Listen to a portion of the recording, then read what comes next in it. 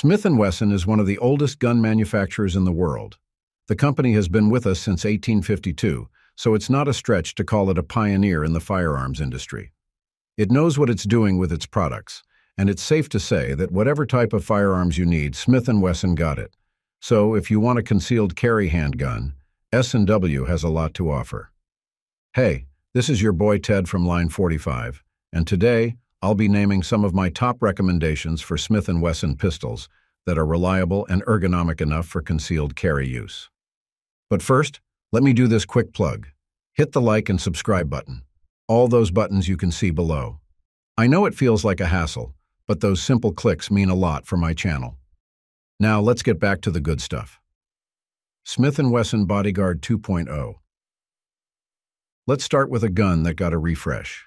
The Bodyguard 2.0 is the second coming of the much-beloved 380 ACP pistol of Smith & Wesson, and it has all the bells and whistles that make it an appealing choice for a concealed carry pistol. I said that it's a refresh because its design has modern touches. I mean, it is sleek, robust, and well-crafted.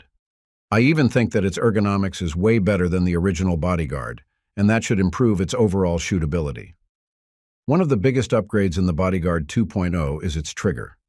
It's still a striker-fired trigger, so expect it to be mushy to an extent. But this time, it's a lot smoother and consistent.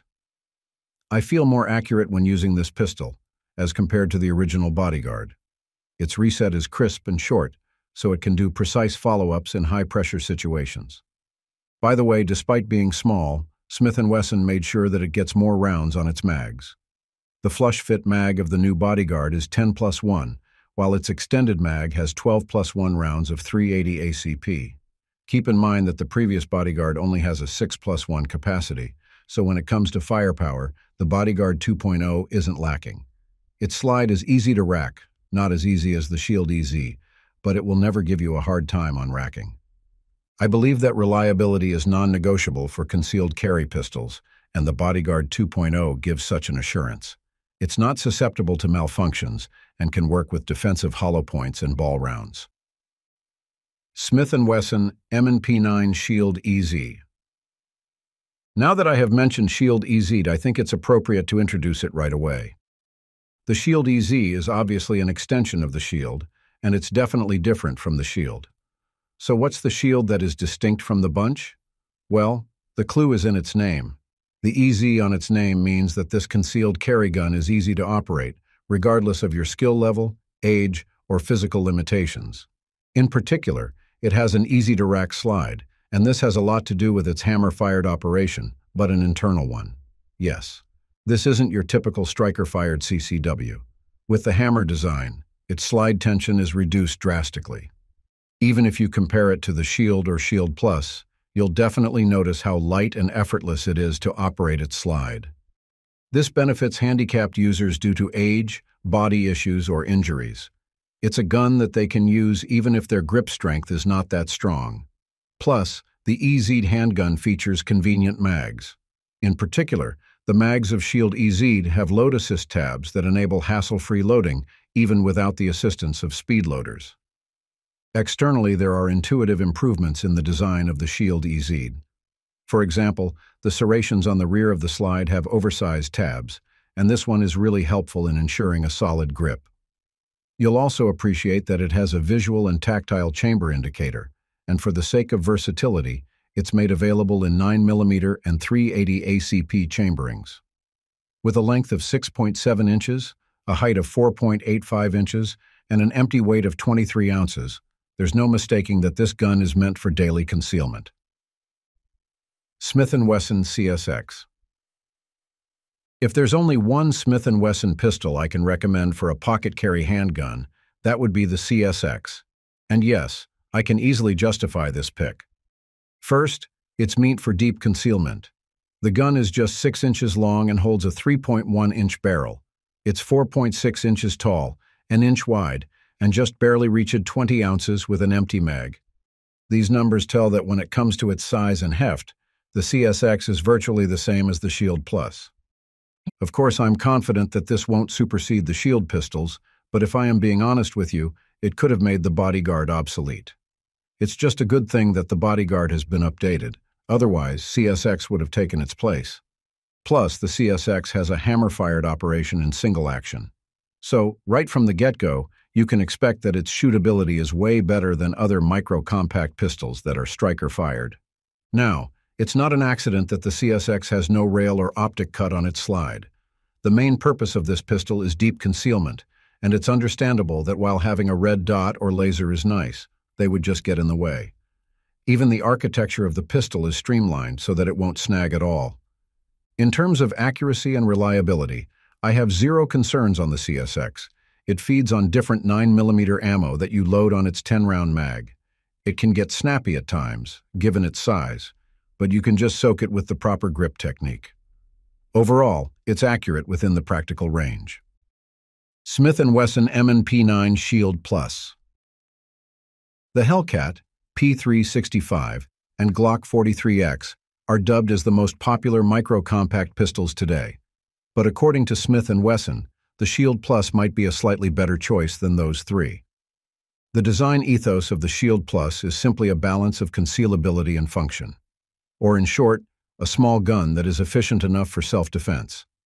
It already boasts a capacity of 13+1 rounds and features an ergonomic grip and texturing. Based on my multiple range trips with this pistol, I can say that it's reliable enough to worry about sudden malfunctions. Despite having the plus on its name, the Shield Plus is actually small. It's only 6.1 inches long, and its barrel length is about 3.1 inches. A full grip is not a problem, even if you have small hands, considering that it's only an inch wide. And remember when I said that it has a 13-round capacity? Well, it managed to do so, even if it's a stout pistol. It's only 4.6 inches tall. Surprisingly enough, it only weighs 20 ounces, which makes the gun extremely viable for everyday use. At first, I really thought that this gun was going to bite me. My hands are fairly big, by the way, but to my pleasure, its beaver tail is quite deep, and it shielded my hands from those nasty pinches. It has a short trigger reach, so there's no need to adjust your grip. Even the controls are accessible, given its size. And hey, this thing has a great trigger. Well, it's still a striker-fired trigger, but a good one. There's only a little travel before it breaks cleanly at around 4 to 4.5 pounds.